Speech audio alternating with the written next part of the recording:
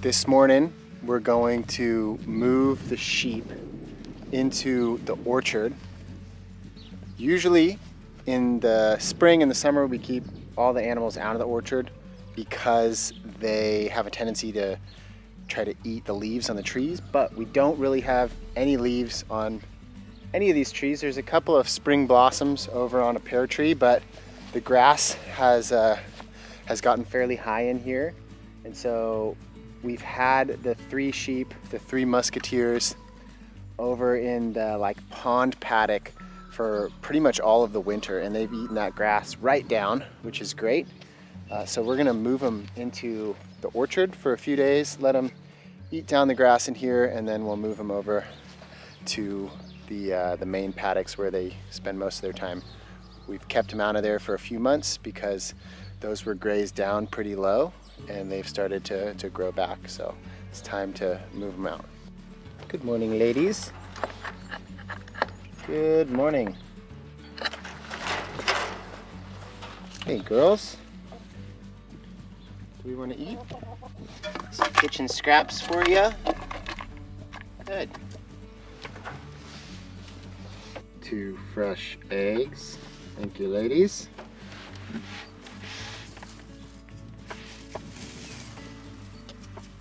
Kitchen scraps for a couple of fresh eggs each morning. Let's take a moment to thank the sponsor of today's video, the Hover Air X1 pocket-sized self-flying camera. As an adventurous travel and outdoors filmmaker, I'm always trying to optimize my equipment to provide the highest quality content with the smallest, most streamlined gear possible. The Hover Air X1 is an incredible addition to my equipment. It is so small, it fits in the palm of my hand and literally fits in a pocket. Traditional drones are much larger. They come in big bags, they have multiple heavy batteries. This is so much smaller, so much more streamlined, and provides a very high quality image. I love that the Hover Air X1 folds down to fit in your palm, fit in a pocket, but it also simplifies the process of filming yourself with a drone. With 5 different easy-to-use flight features, all controlled from your cell phone, it's never been easier to film yourself using a drone. Check it out. All you do is you power the drone on, open the app. Current mode, follow. To change the flight mode, you just press the button in the middle. Bird eye. And toggle between the different features. The first feature is hover. Zoom out. The second one is a zoom out. Follow. The third is a follow. Orbit. The fourth is a circular orbit, which will get a 360-degree view of you. Bird eye. The fifth is a bird eye, which is a vertical shot, ascending or descending. Finally, you can set up custom shots. So it's pretty easy to use. Check it out. Let's do a bird eye shot. So what I'll do is I'll put it in my palm. I'll press the power button once. 5 meters, bird eye. Here we go. And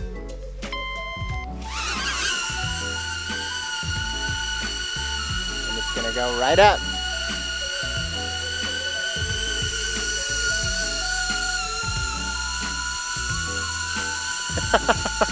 How cool is that?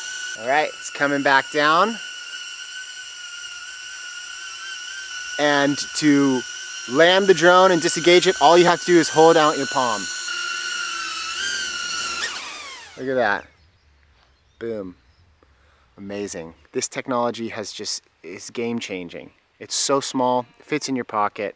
It's got all of the features that you need to get dynamic, cool shots, and it's controlled by, automated processes. It's really simplified the whole thing. And if you're in the market for a drone, if you're new to drones, if you want to simplify and minimize your equipment, then check out the Hover Air X1. I'll link it in the description of this video. What are you doing?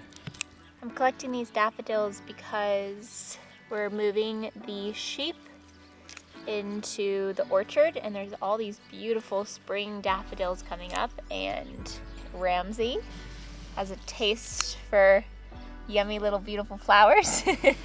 So I'm just going to put them around the house instead of them going into Ramsey's tummy. Because he's got lots of grass he can have instead.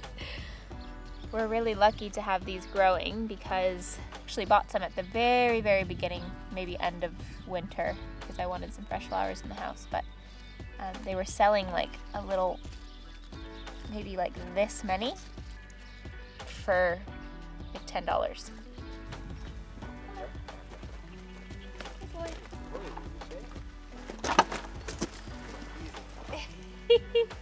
Easy. Bring that down, get that grass down, fertilize those trees before everything kicks off. Natural lawnmower. And a fertilization station. He's stuck. Yeah, he is. So today we are back in the sleep out. This is the main project happening here on the homestead at the moment. We're making really good progress, and we're at the fun stage where we're choosing colors for these accent walls. This back wall right when you walk in is going to be painted, and there's also going to be another wall back there that's painted as well in the bedroom. So we're kind of choosing between colors. We like kind of an olive green color, like a dark olive green. And so we have a couple of different options here. And just yesterday, I finally got around to getting the ceiling painted. So that was a couple of hours of like neck creaked roller work, but we got it done and it looks really, really nice. I'm very happy with how it looks. So with these other walls, we're gonna be painting these walls a cream color. So right now, they're just your basic kind of basic white, but it's a little sterile, a little bit kind of feels like a doctor's office or a surgery room or something. So we're gonna be painting the rest of it, other than the two accent walls, will be like a cream color. So it's gonna be an olive green with a cream. Then once everything's painted, which shouldn't take too long. Like ideally, I'll have all of this done within the next week. I am working on like computer work, projects, editing videos, and then coming in here when I have free time to get some work done on this property. Plan is a nice kind of olive accent wall. The rest of the walls will be a cream color. And then once that's done, it's just some quick touch-ups on the skirting board and the scotia or the crown molding. And that'll be kind of like a nice white color. And then we will pull up all of the carpet. I'm borrowing the equipment of an acquaintance of mine who does floor prep. So I'll be grinding the cement and getting it nice and smooth, making sure that there's no divots or areas that are higher up than other parts. You want to have it all level, because then we'll be installing click together vinyl flooring, which is kind of like a giant jigsaw puzzle. So all of these things are kind of happening in the next few weeks. The goal is to get this turned around before we're too deep into spring, definitely before summer. So it does kind of feel like the never-ending story of like being in here and trying to fix things up. But we are really making great progress, and we're at a fun juncture right now. So let's go take a look at some of the colors and we'll get your opinion. And then I'll get into getting some more paint on these walls. Let's go.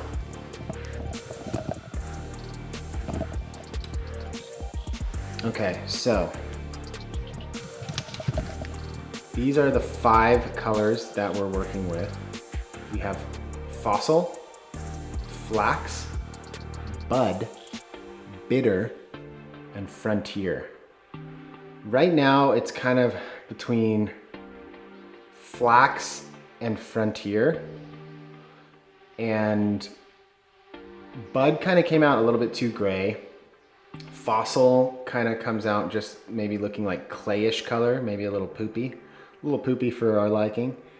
And then, yeah, it's kind of like flax, frontier, then bitter. So we did a test run. We did a test run here because this room has more light. It has more windows. And then we'll go into the bedroom over here and we'll take a look in the shadows just to kind of get a better idea. So there you have it again.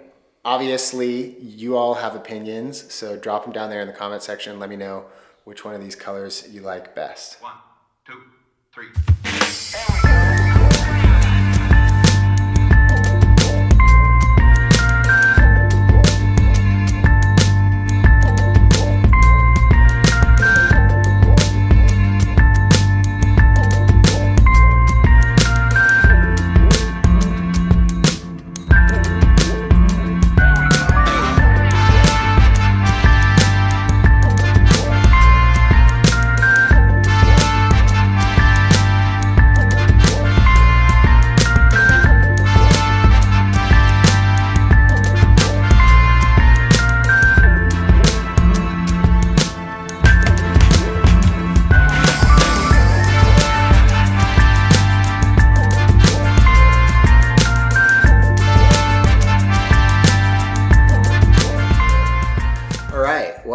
Made great progress. I'm loving the cream. It's called Thornton cream. It's real creamy in here. It's a dream cream. And I'm really excited because it's looking great. But my wife just got back from the paint shop and she said she was going for one more color. She brought 3 more. So it's been, you know, I thought we were getting closer to making a decision of what the accent wall is going to be, but now we have 3 more colors. So we'll definitely need all of your opinions in the comment section, and let's get them on the wall. Let's see what we think. Okay, so Carrie, why do you do this to me? Because you have to have an array of colors to choose from. Isn't 5 an array? We're having a hard time deciding between these because I feel like we like a mid color in between some of the colors. So that's what I went in looking for. What's the vibe that you're going for? Is it kind of like your shirt? We're looking, no, that's too dark. Too dark. But this is like an olive tone, but a way lighter tone I'm looking for. I'm looking for like a peaceful green that's like a light olive. Okay, so, and then we have 5 others, so now there's 8 in total. Yep. We'll Great. pick one. I don't know how we're going to pick one, but let's. All right, first up, we have organic. It's 100% organic. It's not actually organic. It's just, we call it organic because it's good for business. So it's not actually organic. There you go.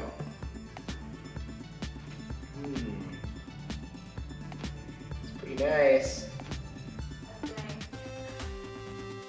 Next, on the wonderful color array, we have Field Day, also known as half paddock.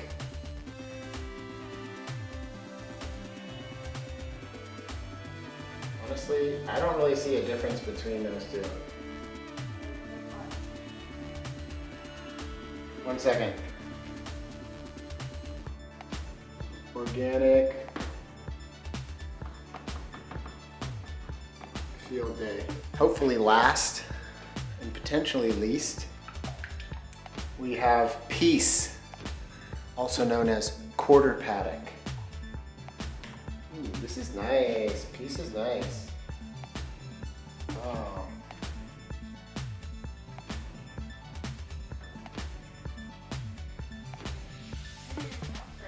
Yeah, I like this one.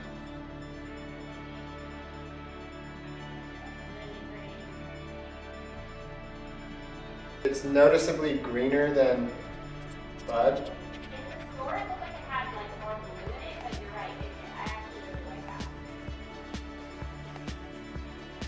It's not too dark and it's not too not green. Super good. Okay. Sounds great. Okay, well hopefully we found So last minute. the one. Internet. We're not gonna make a final choice until we have your unsolicited opinions. But actually I am soliciting your opinions. So here we go. Number one, we have fossil. Fossil. Number two, flax. Number three, bud. How you doing, bud? Number four, bitter. Oh, it's so bitter. Oh. Frontier, number five, frontier. And then down here we have peace. We have organic. And we have field day. Let us know which one we should paint this wall. I like peace. I like peace. I think peace is gonna look really nice with Jordan cream too. Yeah, it's But nice. also like field day kinda.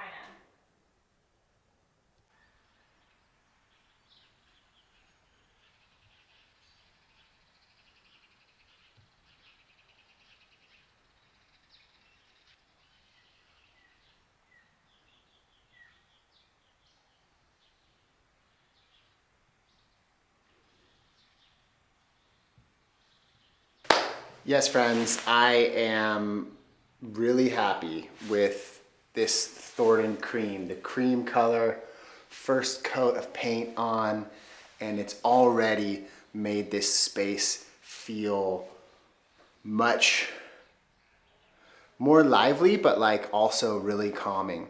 So we haven't made a final decision yet on all the colors. We will be looking to all of you and your opinions and taking those into consideration as we make the final decision for the accent wall.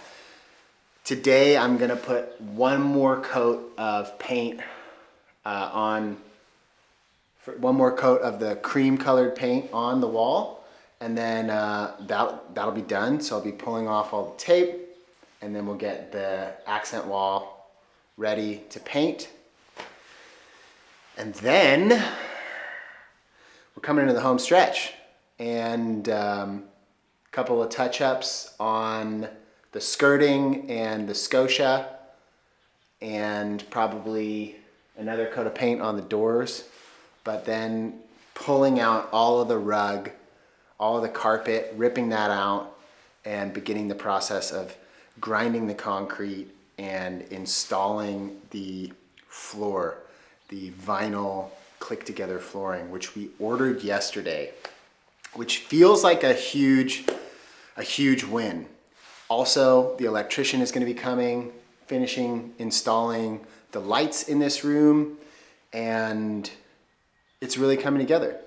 And I guess philosophical moment here, this process, renovating this building and doing our absolute best to bring it up to its full potential, has really taught me the importance of discipline over motivation. What do I mean? Well, oftentimes in life, we can feel super motivated.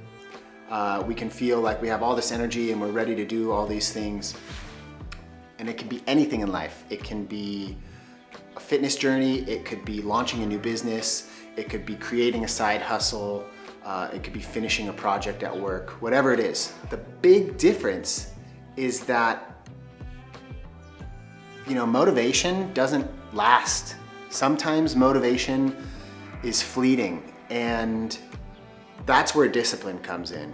And to be completely frank with you, I have gone through ebbs and flows of motivation with this place, with this building in particular, but I have stuck with it and stayed disciplined and working on it a little bit at a time, regardless of whether I feel motivated to do it or not. And I'm starting to really understand the importance of that, of staying disciplined with these practices in life. Because Motivation comes and goes, but if you're disciplined, you will continue to grow and evolve and become better.